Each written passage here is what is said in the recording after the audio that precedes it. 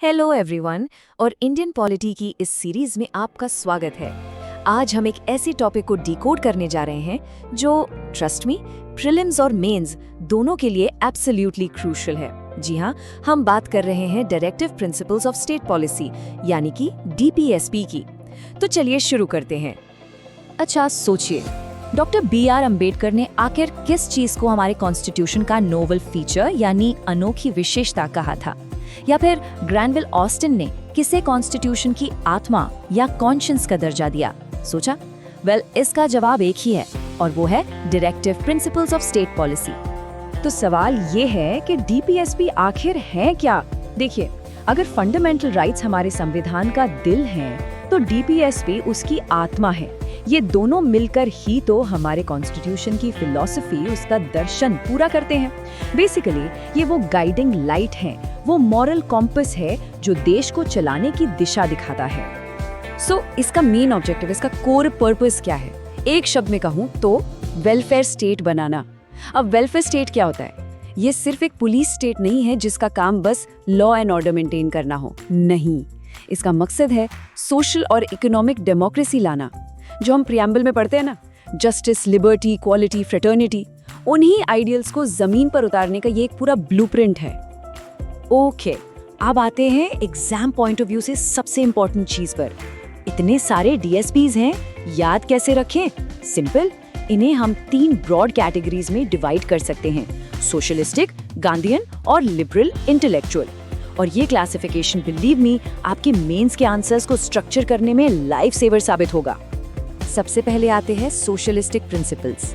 जैसा कि नाम से ही क्लियर है, इनका मेन फोकस है सोशल और इकोनॉमिक जस्टिस अचीव करना। इसके लिए एक सिंपल सा निमोनिक है, याद रखिएगा: justice, welfare, workers, health. For example article 39A ये क्या कहता है? ये कहता है कि सबको समान न्याय मिले और जरूरतमंद को फ्री लीगल एड दी जाए। Equal pay for equal work का कॉन्सेप्ट भी यहीं से आता है। समझ गए? The idea is to reduce inequalities. Next हमारे पास हैं गांधीयन प्रिंसिपल्स। ये प्रिंसिपल्स सीधे सीधे महात्मा गांधी के विचारों और उनके सपनों से इंस्पायर होकर डाले गए हैं। मेमोनिक देखिए: villages, cottage industries, cooperatives, SC/ST upliftment, prohibition और काउ स्लॉटर पर बन। इसका बेस्ट एग्जाम्पल है आर्टिकल 40, जो कहता है विलेज पंचायत्स को ऑर्गेनाइज करना है। ये गांधी जी के ग्राम स्वराज के विजन का ही तो रिफ्लेक्शन है। और तीसरी कैटेगरी है लिबरल इंटेलेक्चुअल प्रिंसिपल्स की। ये आधुनिक यानी मॉडर्न और लिबरल सोच पर बेस्ड है। इसका निमोनिक भी काफी स्ट्रेट फॉरवर्ड है: UCC, child education, scientific temper, environment protection, heritage preservation, judiciary का सेपरेशन और आखिर में इंटरनेशनल पीस। इसमें आर्टिकल 44 यानी यूनिफॉर्म सिविल कोड जैसा प्रोग्रेसिव आइडिया है और आर्टिकल 51 भी है जो international peace and security promote करने की बात करता है। तो अब तक हमने डीपीएसपी की इंपॉर्टेंस समझी, लेकिन अब आती है कहानी में एक ट्विस्ट। डीपीएसपी का सबसे कंफ्यूजिंग और एग्जाम के लिए सबसे इंपॉर्टेंट फीचर, इतने जरूरी प्रिंसिपल्स होने के बावजूद इनमें एक बहुत बड़ा कैच है, एक पैराडॉक्स। आप सोचिए, कॉन्स्टिट्यूशन खुद आर्टिकल 37 में इन प्रिंसिपल्स को fundamental in the governance of the country घोषित करता है। फंडामेंटल मतलब देश चलाने के लिए ये नींव के पत्थर हैं। लेकिन उसी सांस में आर्टिकल 370 आगे ये भी कहता है कि they shall not be enforceable by any court. और यही है वो पैराडॉक्स, मतलब कि ये गवर्नेंस के लिए फंडामेंटल तो हैं, पर अगर सरकार इन्हें लागू ना करे तो हम और आप कोर्ट जाकर इन्हें एनफोर्स नहीं करवा सकते। Kind strange, right? जाहिर है इस नॉन एनफोर्सेबल नेचर को लेकर काफी क्रिटिसिज्म भी हुआ। कॉन्स्टिट्यूएंट असेंबली में KT शाह ने इसकी तुलना एक ऐसी चेक से की जो बैंक पर पेएबल है, लेकिन सिर्फ तब जब बैंक के रिसोर्सेज परमिट करें। कितनी पावरफुल एनालॉजी है। ये कोट अपने मेंस के आंसर्स के लिए जरूर नोट कर लीजिए। तो सवाल ये उठता है कि आखिर हमारे कॉन्स्टिट्यूशन मेकर्स ने ऐसा किया क्यों? क्या वजह थी? इसके पीछे अचानक लिया गया डिसीजन नहीं, बल्कि बहुत गहरी प्रैक्टिकल विजडम थी। सोचिए, 1947 का भारत, हमारे पास ना फाइनेंशियल रिसोर्सेज थे, देश में इतनी ज्यादा डाइवर्सिटी और पिछड़ापन था। ऐसे में एक नई नवेली आजाद स्टेट पर इतना बड़ा बोझ डालना शायद ठीक नहीं होता।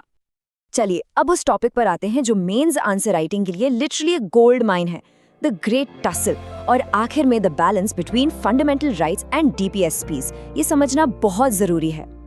इस पूरे कॉन्फ्लिक्ट को समझने के लिए पहले इनके बीच के बेसिक डिफरेंसेस पर एक नजर डालते हैं। सबसे पहला और सबसे बड़ा डिफरेंस जस्टिशिएबिलिटी।